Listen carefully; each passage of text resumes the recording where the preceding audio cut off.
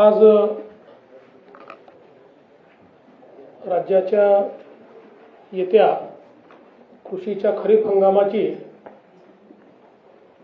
हंगामपूर्व तयारीची बैठक आपण घेतली। त्याच्यापूर्वी राज्यस्तरीय जी बँकिंग कमिटी असते SLBC त्याची पण बैठक झाली। SLBCच्या बैठकीमध्ये एकूण कर्ज वाटपाच्या संदर्भात चर्चा झाली आणि जास्तीत जास्त शेतकऱ्यांना कर्ज कसं मिळू शकेल या संदर्भात सगळी त्या ठिकाणी तजवीज करण्यात आली। विशेषतः असं लक्षात आलं की साधारणपणे आपल्या ज्या जिल्हा सहकारी बँका आहेत आणि ग्रामीण बँक या मिळून 67% शेतकऱ्यांना कर्ज दिलं जातं आणि राष्ट्रीयकृत बँका या 26% शेतकऱ्यांना फक्त कर्ज देतात। DCC आणि ग्रामीण बँकेचा जो काही टार्गेटचा अचीवमेंट आहे 80%च्या वर आहे, पण राष्ट्रीयकृत बँकांचं मात्र 67% आहे। त्यामुळे आज अतिशय कडक शब्दामध्ये राष्ट्रीयकृत बँकांना हे सांगण्यात आलेलं आहे की त्यांनी 80%च्या वर टार्गेट पूर्ण केलं पाहिजे। दुसरं त्यांना हे सांगण्यात आलेलं आहे की सिबिल ही मागणी कुठल्याही बँकेने करू नये।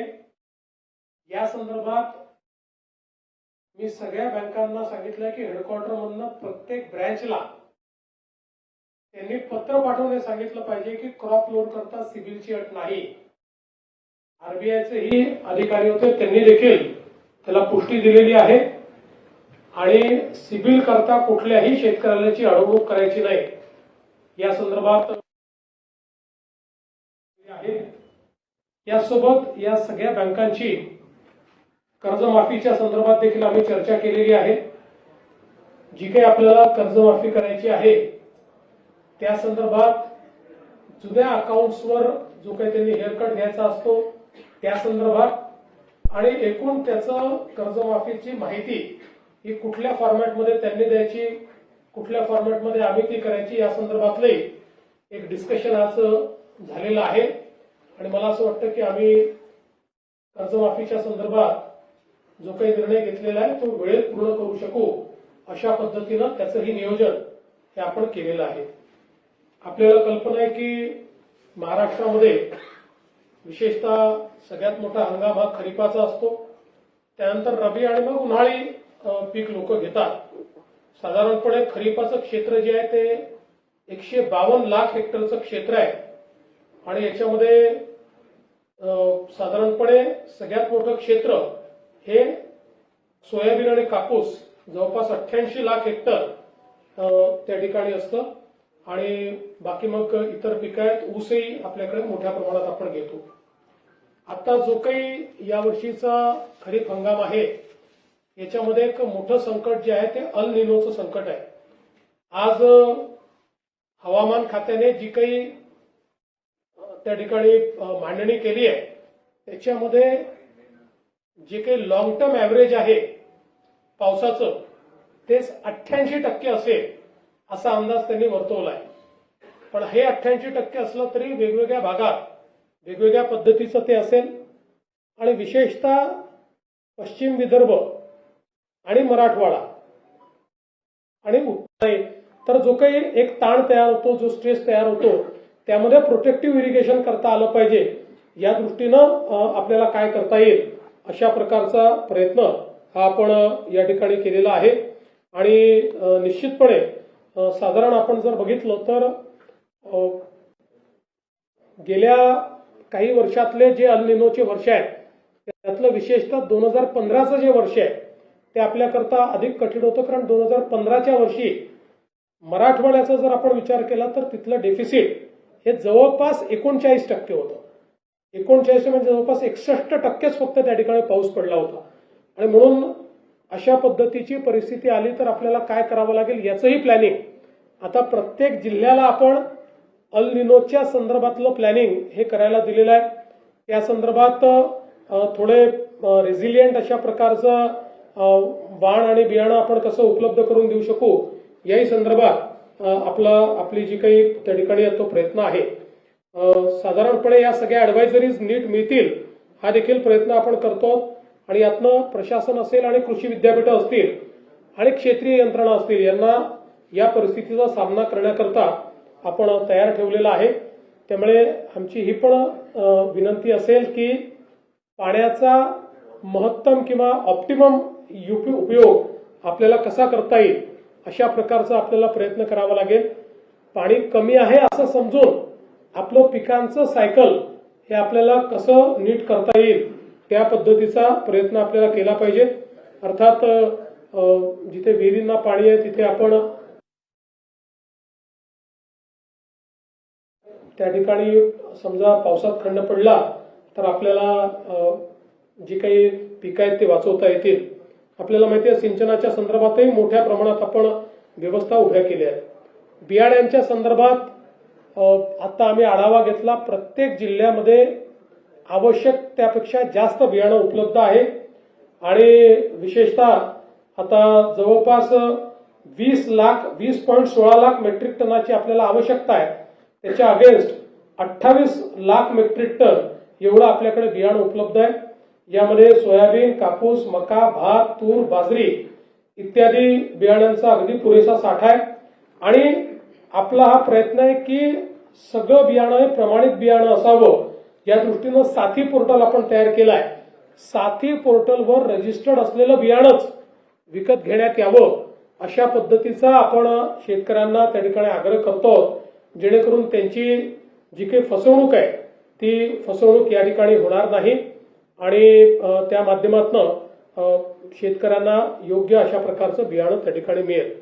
खतांच्या संदर्भात साधारणपणे आपल्याला आता जे आवंटन आहे ते 48 लाख मेट्रिक टनाचं केलेलं आहे.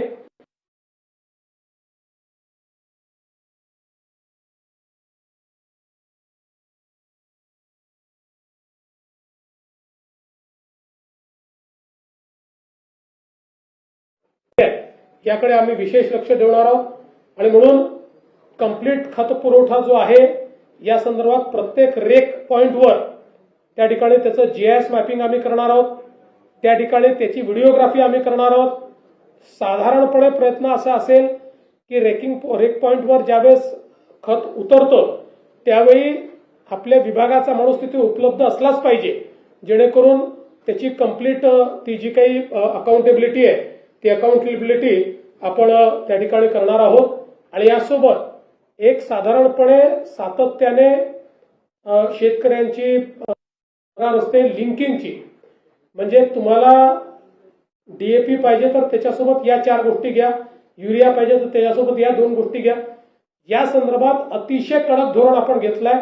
त्यातला GR आपल्या कृषी मंत्र्यांनी यापूर्वीच काढलेला आहे आणि यावेळेस रेकॉर्ड अशा पद्धतीनं आपण कारवाई केलेल्या आहेत आणि जवळपास 400 पेक्षा जास्त आपण लायसन्सेस रद्द केलेले आहेत किंवा सस्पेंड केलेले आहेत. त्यामुळे कुठेही लिंकिंगची तक्रार आली तर त्याच्यावर सस्पेन्शनची कारवाई जी आहे ती कारवाई आपण निश्चितपणे या ठिकाणी करणार आहोत. यासोबत बनावट बियाणं, खते आणि कीटकनाशक